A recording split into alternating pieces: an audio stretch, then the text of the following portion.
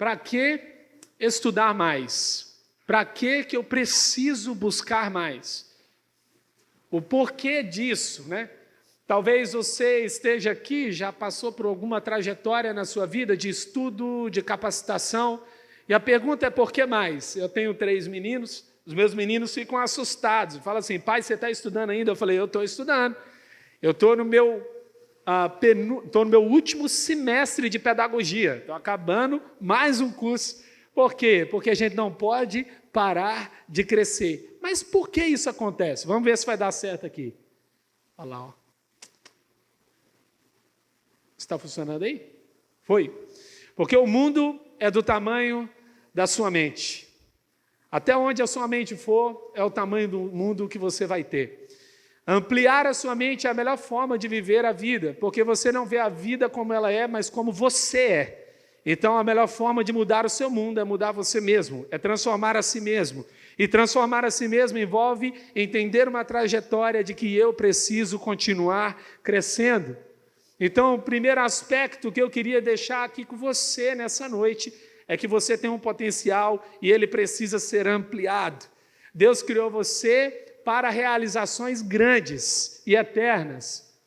Existe a chamada síndrome do impostor. O que é a síndrome do impostor? São pessoas que têm a capacidade de realizar algo, mas elas provocam sua autossabotagem. Elas dizem, eu não consigo, não vai dar certo, não pode. Nós vimos aqui o testemunho dela que perdeu a perna e ainda está preocupada com a prova, ainda está preocupada, sabe por quê? Porque quem tem sonhos não é barrado pelo corpo.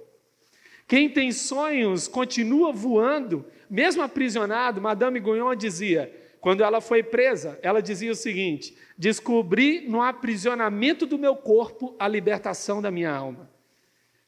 Preso não é aquele que está no presídio, preso é aquele que, mesmo estando do lado de fora, está preso em sua alma, está preso em seus sonhos e provoca sua autossabotagem. Então, monitore os seus pensamentos. Talvez você tenha pensamentos assim, é difícil demais para mim, eu não consigo mais, nunca funcionou antes, não sou inteligente. Esse tipo de pensamento, ele não é para você, ele não é para mim. Então, o que eu preciso fazer? Eu preciso parar com pensamentos de autossabotagem. Em 2 Coríntios 10, versículo 5, o apóstolo Paulo diz, destruímos argumentos e toda pretensão que se levanta contra o conhecimento de Deus e levamos cativo todo pensamento para torná-lo obediente a Cristo. Essa palavra do apóstolo Paulo, um dos grandes homens, apóstolo Paulo não era apenas um grande homem de Deus, ele era talvez um dos homens mais inteligentes do seu tempo. Há indícios de que talvez Paulo teria trocado cartas com Sêneca, um filósofo romano, e ambos exerciam uma grande influência dentro do seu contexto. Mas Paulo está dizendo que tem alguns tipos de pensamento que a gente precisa aprisionar, levar para o céu, entregar diante do Senhor e falar assim, que esses pensamentos obedeçam os pensamentos do alto. É tornar obediente os seus pensamentos. A neurociência diz o seguinte, você não é refém do seu cérebro. Você também precisa saber que à medida em que você pensa, você cria matéria. Como você pensa determina o quão bem-sucedido você será. E ainda algo muito importante, seus pensamentos mudam o seu DNA. Você está vendo a importância dos seus pensamentos? Sabe por quê? Olha só, o invisível governa o visível. Você quer saber? Se você olhar para uma árvore que está em pé, você sabe que aquela árvore que está em pé, ela tem raízes. E as raízes você não vê, mas são as raízes que sustentam a árvore e são as raízes que alimentam a árvore. Assim também os nossos pensamentos, são os nossos pensamentos. À medida então que eu estou pensando, eu estou alimentando o meu corpo. Pessoas que pensam mal, vivem mal. Tem pessoas que estão doentes no corpo por causa da qualidade dos seus pensamentos. E aí, livre-se de pensamentos destrutivos e selecione pensamentos saudáveis. Você escolhe Você escolhe o que você vai pensar. Porque tem hora que a gente fala assim, não, mas é o meu cérebro. Meu filho, quando ele não estava se concentrando muito, ele dizia assim, pai, é o meu cérebro, ele está mandando em mim. Porque a gente gosta de colocar a culpa em algo que não pode ser resolvido. A parte mais poderosa é você mudar a si mesmo. Essa é a parte mais poderosa. Pessoas poderosas não controlam os outros, conseguem controlar a si mesmo. Acima de tudo, guarde o seu coração, pois dele depende toda a sua vida. Um dos homens mais sábios do mundo, Salomão, ensinando a gente que pensamentos saudáveis têm a ver com você estar vigilante. É vigiar. Isso daqui não é para mim, isso daqui é para mim. Eu já ouvi uma vez uma crítica de uma pessoa que eu estava tão intencionalmente buscando algo, que quando aquela pessoa criticou, eu falei assim, ela não está falando sobre mim, ela está falando sobre ela, não é sobre mim. E aí fica muito fácil, porque se você não controlar, você recebe uma crítica, acredita numa crítica, e o pior da mentira não é quando ela é falada, mas quando é depositado fé nela. É quando a gente deposita confiança em uma mentira que foi dita. Caroline Leaf escreveu o livro Ative Seu Cérebro. Ela diz o seguinte, de 75% a 98% das doenças são originadas dos seus pensamentos. Se você ajustar a sua mente, você se livrará de muitas doenças. Você foi projetado para mais. Você acredita nisso? Amém? Você foi projetado para coisas grandes. Na verdade, você olha para você mesmo e fala assim, o melhor ainda está por vir. Eu acredito que coisas grandes ainda não aconteceram. Eu acredito que por mais que o seu passado tenha sido bom, o melhor ainda está por vir. Por mais que o seu passado tenha sido ruim, o melhor ainda está por vir. Você não supera o que Deus tem guardado para você. O que você conhece é uma gota, o que você desconhece é um oceano. Você está preparado? Eu ouvi uma vez, eu gostei muito dessa frase.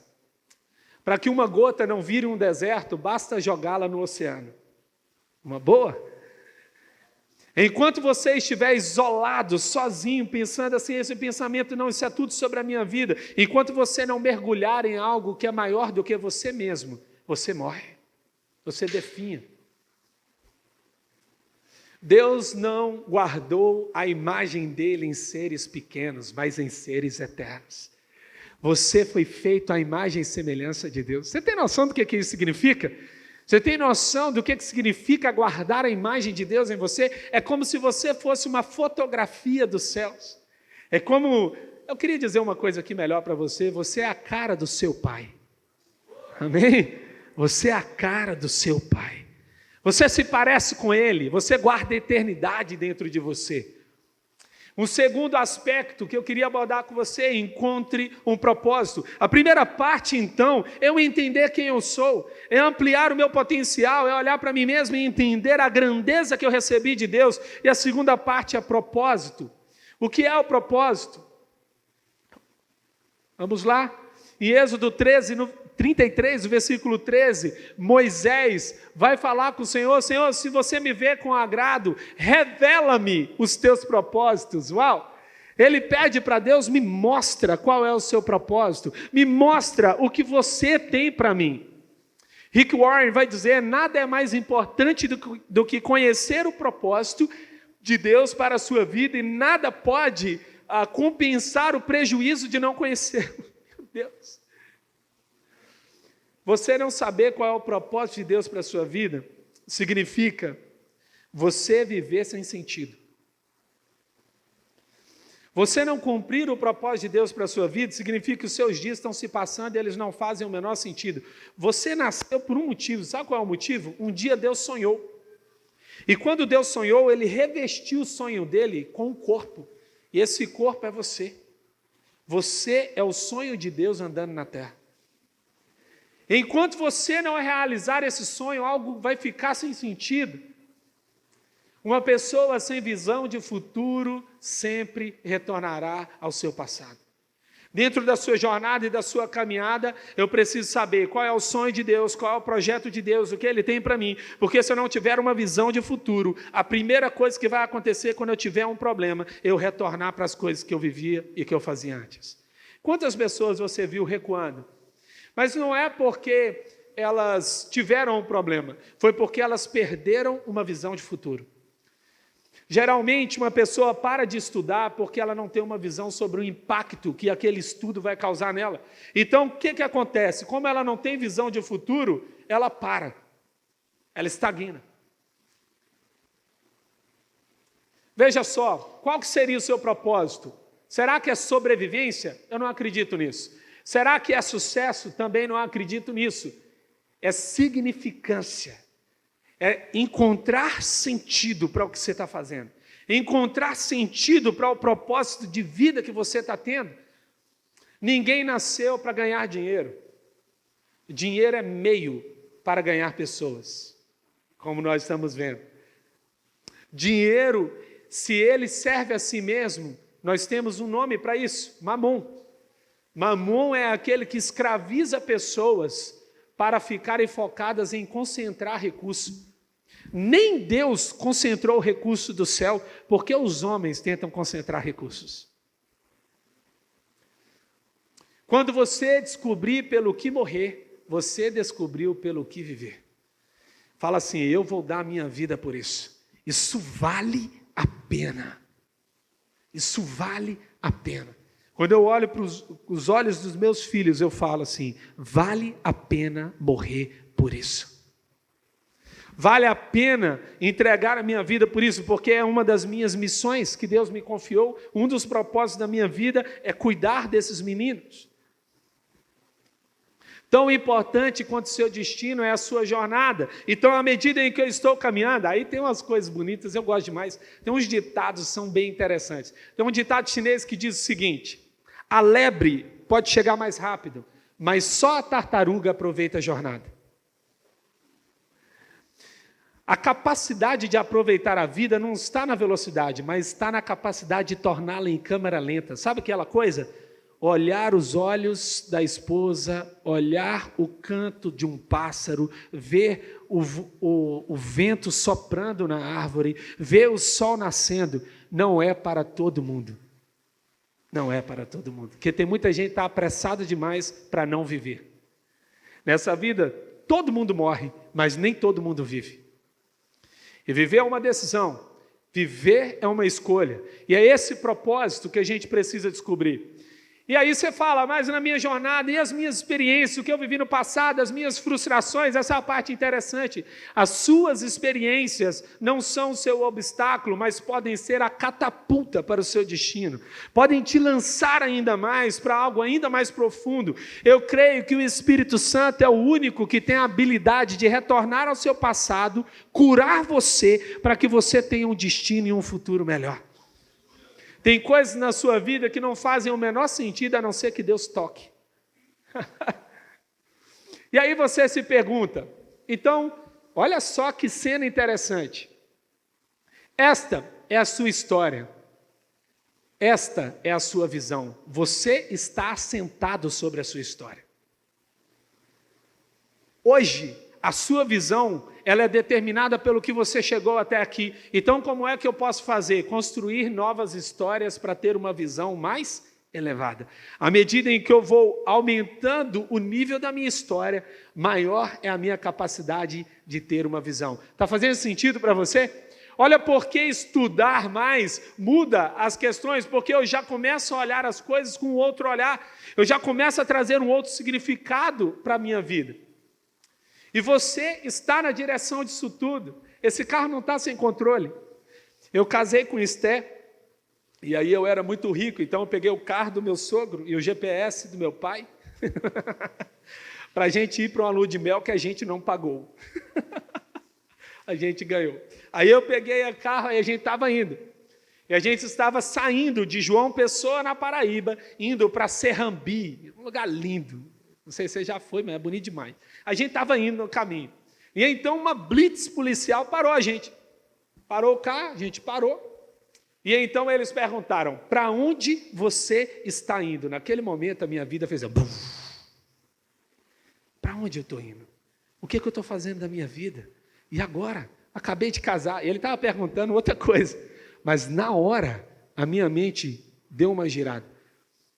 E eu pensei: se eu estou indo sentido Pernambuco, certamente eu não vou chegar em Natal. Por quê? Porque a direção muda o destino. E você sabe qual é o ponto mais importante? Quem está no volante é você. Tem duas formas de enxergar a vida. José recebeu uma traição dos seus irmãos. Os irmãos de José jogaram José na cova. Depois ele foi vendido como escravo. Depois ele foi para a casa de Potifar. Depois de Potifar, injustiçado, ele foi lançado na cadeia. Depois de revelar o sonho, ele foi esquecido. E depois de muito tempo é que ele foi lembrado e chegou no seu destino. E quando ele encontra os seus irmãos, eu vou te dizer um negócio que é forte agora. Presta atenção que eu vou te falar. Ele encontra os seus irmãos e ele diz o seguinte: não foram vocês que me trouxeram aqui, foi Deus. Deus está procurando pessoas que não ficam ofendidas para distribuir sonhos, recursos e projetos para aqueles que tentaram te ofender. Você sabe por quê? Porque se você não procurar o culpado, você encontra quem está no governo. E no momento em que você assume isso, você está com a mão no destino, você não é mais vítima. Você não é mais aquele que sofre algo, você fala: não, eu estou com a mão no destino. Eu não sei porque as pessoas fazem o que fazem, mas eu sei porque eu faço o que eu faço. Nunca haverá crescimento para quem está à deriva.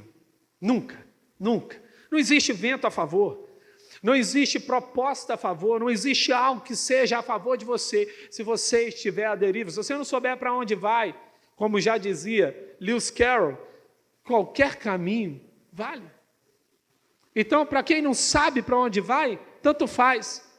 A aprendizagem, segundo a Unesco, ela significa aprender a conhecer, aprender a fazer, aprender a conviver, aprender a ser. A questão mais importante da aprendizagem não é o que você tem na sua mente, mas a quem você se tornou.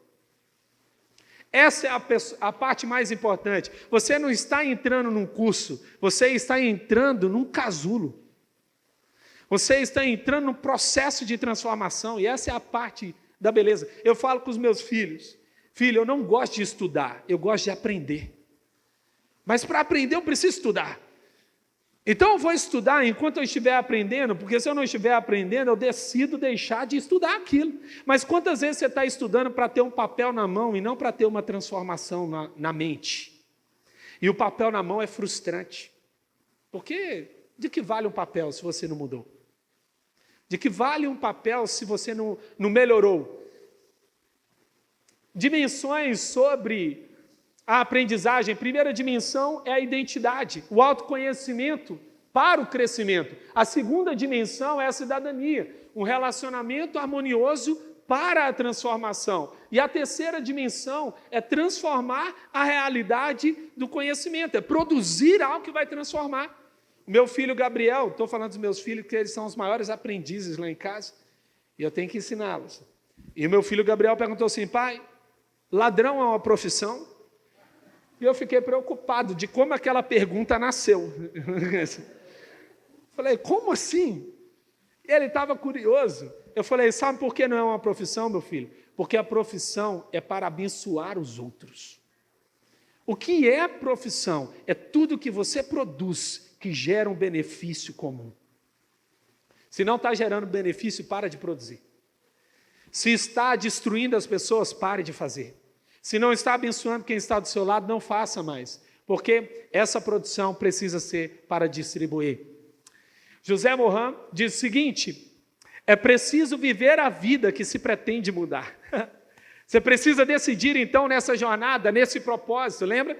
Nós estamos aqui no propósito, eu preciso nessa jornada de propósito decidir viver essa vida, porque o barco não foi criado para viver no porto, ele foi criado para ir para o mar, para o oceano.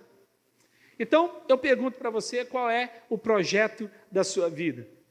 O que é maior do que aquilo que você está fazendo hoje? Onde que se encaixa o seu negócio? A que ele está servindo? A qual propósito ele está servindo? Me veio à mente que nessa jornada, nesse propósito, certamente você vai encontrar problema, sabe? O pastor Carlito sempre fala que o problema do problema é que quando você resolve um problema, aparece outro problema. É uma realidade, porque a vida tem a ver com isso. Não é que você atrai problemas, é que você tem resposta. E o problema chega até você porque ele está procurando alguém que possa resolvê-lo. Aí vem, o crescimento é provocado nessa dúvida, nesse problema que aparece. Veja só o que acontece, principalmente se a gente passar o slide aqui. Será que vai? Foi. Eita, agora travou. Existem 3 tipos de pessoas. Aquelas que fogem do problema, aquelas que resolvem o problema e aquelas que encontram e resolvem os problemas. Na verdade, os maiores empreendedores não foram aqueles que resolveram, foram aqueles que encontraram. Primeira coisa, ele encontrou. Antes que todo mundo encontrasse um problema, ele viu o problema. A segunda coisa que ele fez foi encontrar uma resposta para um problema. Paramos de perguntar, a gente foi ensinado a isso na escola, a gente aprendeu na escola a parar de perguntar. E qual é o grande problema disso? É que quando a gente para de perguntar, a gente para de crescer. Quando a gente para de ver os problemas, o que é? Eu ouvi essa semana, um junior perguntou para a professora, agora, em uma das nossas salas nesse domingo, perguntou para ela, para o professor, por que Jesus não tinha namorada? Responde, professor. Um outro perguntou, professor, a Bíblia diz que é para a gente perdoar o inimigo. A gente tem que perdoar o diabo? Responde, professor. As perguntas mais difíceis da vida estão na boca da criança. Sabe por quê? Porque ela ainda sabe que precisa perguntar. Então, pare de procurar respostas e encontre boas perguntas. Quais são as melhores perguntas que você pode fazer hoje? Quais são os maiores problemas que você está encontrando hoje na sua vida? A sua limitação é o ponto exato para a sua expansão. Na hora que você vê um problema, você fala assim, uou, agora não dá mais. Aí você fala, chegou o lugar que eu posso crescer. Chegou o lugar que ainda nem fui. Chegou o lugar que ainda não vivi. Então, este é o ponto exato. Veja o que a gente faz com o problema. A gente encontra uma resposta e a gente traz uma ação. Essa é a melhor forma de se resolver um problema. E agora, o último tópico que eu queria abordar aqui com você é transformar informação em conhecimento. Então, por que e para que aprender mais? Eu descobri que eu preciso aprender porque eu preciso ampliar a minha mente. Ampliando a minha mente, eu vou viver melhor, eu vou ter mais conquistas, eu vou encontrar o máximo do meu potencial, eu vou encontrar um propósito, mas agora eu preciso transformar informação em conhecimento. Veja a diferença. Já na Grécia Antiga, Platão lutava com esses 2 termos que eu vou trazer aqui. O primeiro termo grego é doxa e o segundo termo grego é episteme. Episteme é conhecimento, é aquilo que não se altera facilmente pelo tempo, é algo mais profundo e consistente. E doxa é uma mera opinião. Ô, gente, vamos ser sinceros, nós estamos, não é na era da informação, é na era da opinião, né? Na era da opinião. Num ambiente em que todo mundo sabe tudo, todo mundo é profissional de tudo, eu posso te informar qualquer coisa sobre qualquer coisa, e este é um grande problema. Eu vou te dizer aqui essa frase de Mário Sérgio Cortella. Enquanto alguns navegam na internet, a maioria naufraga. Está lá um monte de informação e você não sabe o que fazer com aquilo. Aquilo não faz o menor sentido para você. Mas a palavra conhecimento no latim, cognoscere, significa nascer para. Gente, contar um negócio para vocês. Um dia eu morava em Pau d'Alho, Pernambuco, e a gente decidiu ir para um shopping em João Pessoa, na Paraíba. E então um amigo meu disse assim, não, vamos passar na casa de uma amiga minha. Ela é muito gente boa, certeza que vai ser muito legal a gente ir para o shopping com ela. Passamos lá. E aquela menina entrou no carro e a gente foi para o shopping. E então um novo mundo nasceu para mim. ela seria a mãe dos meus filhos. Mas era só um McDonald's, era só um shopping, mas um novo mundo nasceu. Todo conhecimento traz o nascer de um novo mundo. Uma nova pessoa que você conheceu é um novo mundo. Uma nova realidade que nasceu, um novo mundo. E no meu caso nasceram 3 mundos, né? Vamos lá? Foi aí. Conhecimento não é um acontecimento, conhecimento é um processo. Eu amo a borboleta. Aí você pergunta, pastor, esse negócio ficou meio esquisito. Você sabe por que eu amo a borboleta? Porque ela era um bicho que se arrastava. Ela começou a vida se arrastando. Ela entrou num casulo. E talvez você não saiba disso. No casulo, a lagarta perde a cabeça. Ela perde a cabeça. Sabe por quê? Porque a borboleta não pode ter cabeça de quem se arrasta. Ela precisa ter cabeça de quem voa. Eu e você precisamos entrar num casulo e falar assim, eu vou parar de me arrastar na vida. Eu cansei de viver coisas pequenas. Eu cansei de viver um casamento na média. Eu cansei de ter um relacionamento com os meus filhos na média. Eu cansei de ter um negócio na média. Esse é o tipo de fala que eu e você precisamos ter sempre. Eu não quero ter nada na média. Eu nasci para coisas grandes, elevadas e altas. Você entende isso? Fala assim comigo. A vista de cima é melhor. Pode ter certeza. Pode ter certeza. Não há aprendizagem sem, pega essa aí, ó, foco. Ou você foca, ou você pega uma informação e foca e vai dizer assim, eu quero isso para mim. Eu vou buscar isso, eu tenho um intuito, ou isso não vai fazer o menor sentido para você. Deixa eu te mostrar aqui, você está vendo alguma coisa aqui? É mais ou menos assim que está a nossa cabeça de tanta informação. Talvez você não saiba disso, mas um dos hábitos atuais mais prejudiciais para a sua memória é uma rede social chamada Instagram. O problema não é o Instagram, o problema é a gente. Tá bom? O que a gente faz? Você abre o seu Instagram e você tem esse tipo de acesso aqui, ó. É ou não é isso aqui que você faz? Não é isso aqui? Você vai passando. Eu te pergunto, qual foi a primeira imagem que você viu quando você abriu o Instagram? Você sabe o que aconteceu com o seu cérebro? Você se tornou viciado, olha só, em memória de curta duração. Então você começa a perder capacidade de concentração, capacidade de foco, isso vai afetar o seu negócio, isso vai afetar os seus relacionamentos, isso vai afetar a sua capacidade de aprendizagem. Agora veja aqui o que eu vou te mostrar. No meio dessa palavra, de um monte de coisa, tem a palavra overwhelming, que significa sobrecarga. Você está sobrecarregado. Mas o foco traz visão.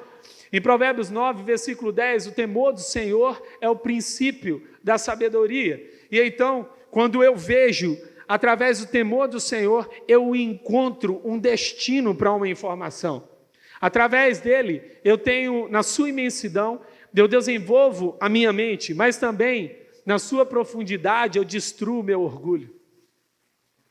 Fez sentido? Quando você olha para o céu, você fala, sou pequeno demais. Aí quando você se lembra que você foi feita à imagem e semelhança de Deus, você fala, uau, Deus é bom demais.